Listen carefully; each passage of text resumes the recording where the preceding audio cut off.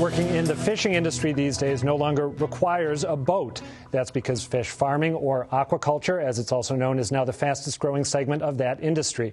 In part two of our focus on the future of fish, WGBH News reporter Stephanie Leiden introduces us to a fisherman who operates on land. You need a step ladder to get to the top of the massive concrete tanks that line these walls, but it's only when James Tran reaches in with a fishing net that you can see the product of his life's work, shrimp. This one is about 3 months old. That's a 3-month-old shrimp? Yes. They're lively. Yeah. Tran, who immigrated here from Vietnam, says he decided to open the first shrimp farm in Massachusetts because he wanted to offer an alternative to imported shrimp. No preservative, no antibiotic. It's just 100% natural product. Shrimp are his passion, but 2.5 years after launching Sky 8 Shrimp, not yet his day job. Tran works as a microchip engineer. If you've ever tried to keep fish alive in a home aquarium, you can appreciate the expertise needed to heat and filter 100,000 gallons of water. Every day I wake up, there will be new challenge. There's new problem to solve. The tanks are filled with ocean water trucked in from the New Hampshire coast. It's a long way from Sky 8 Shrimp, housed in this brick warehouse south of the city in Stoughton.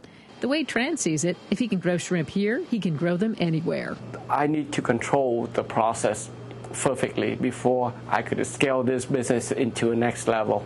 Right now, Sky 8 is providing shrimp to 16 Boston area restaurants, but the plan is to take this technology, open up facilities nationwide, and become a player in the growing aquaculture industry. But even with that kind of ambition, it's going to be hard to catch up with the rest of the world. Only 5% of farm-raised seafood is grown in the United States. The rest comes from overseas. 10 years ago, aquaculture really had a lot of issues, and it's only in the last 10, 15 years that the sustainable seafood movement has drawn attention to those issues. Matt Thompson works with the Sustainable Aquaculture Project at the New England Aquarium. He says these days, oversight of the industry is more robust. The industry itself, the processing plants that are producing your shrimp and tilapia, the companies that are importing seafood, they do site visits, they visit the processing plants, they do tests on the fish they do. So there's a lot of checks and balances. Do you eat farm-raised fish? I do. I eat farm-raised fish all the time. So what about the future of this kind of fishing, the kind that requires a boat? Experts say it won't be replaced by aquaculture, but much like we moved from hunting animals to raising them on land, aquaculture is becoming the dominant source of seafood. It's a critical shift. In the next 25 years, the world population will grow by an estimated 2 billion people. Wild fisheries is really tapped out. 2/3 of those fisheries are fully exploited. Another quarter of those fisheries are overexploited, and a very small percent are kind of underexploited. We could fish some more. So wild fisheries is just not going to meet that demand.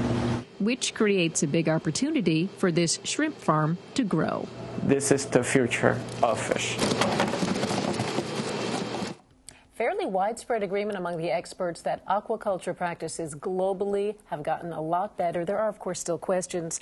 I spoke with a scientist from an organization called Seafood Watch based out of California, and she said the issue for her is there's just not enough data yet on some of the specific practices like using antibiotics, which, as you heard, the shrimp farmer down in Stoughton doesn't use. So who is James Tran's competition? Is it traditional shrimpers? Is it other aquaculture enterprises? At this point, he's really got a specific niche because those live shrimp you saw jumping around, he puts them in the crate, puts them in his truck, and gets them to local restaurants within about 4 hours of taking them out of the tank. So I think that is a unique business that he has. I got to ask you, did you try one while you were down there? I did not there live. I did not try one. All right. I didn't even touch one. Thank you. So how can aquaculture help New England's beleaguered fishing industry? For more on that, I'm joined by David Alves, the Regional Aquaculture Coordinator for the National Marine Fisheries Service. David, welcome to Greater Boston. Thank you. Pleasure to be here. So you just got back from a big aquaculture conference in Portland, Maine, right? Who is getting into this industry right now? Is it newbies like James Tran? Is it established fishermen, some of both? Some of both. One of the amazing things about the industry is there's a lot of young people coming into it. And that bodes well for the future of the industry. And established fishermen. I was in Rhode Island for 9 years as a coordinator down there. When I started, less than half the farms were owned by fishermen. When I left, more than 50% of them were. If you are a established fisherman and you're thinking about making a switch from traditional fishing to aquaculture, what are some of the barriers to entry? Well, before we talk barriers, let's talk advantages that they have. Okay. They know how to handle boats. They know how to work on the water. They know how to bring the fish to shoreside distributors, because the same fish come to the shore and they get handled the same way as wild fish. So they have a lot of advantages. Some of the barriers are that it's farming.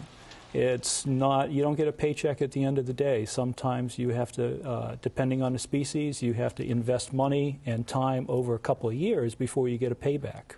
So it's a change in attitude about that kind of thing. Is there a psychological component to, I mean, are there some fishermen who are reluctant to give up life on the open sea for something a little more stable but less exciting? Yeah, I believe so. I mean, as we get older, we're more resistant to change, and I think the fishermen that we see getting into it are the younger cohort. So how does New England compare with the rest of the country in terms of aquaculture, and what are our big aquaculture products? Actually, New England has a very dynamic industry. We're probably second to the Northwest, Pacific Northwest. Our big product is oysters. Number 3 value of fishery in Massachusetts. Salmon, down East Maine, salmon industry is very big.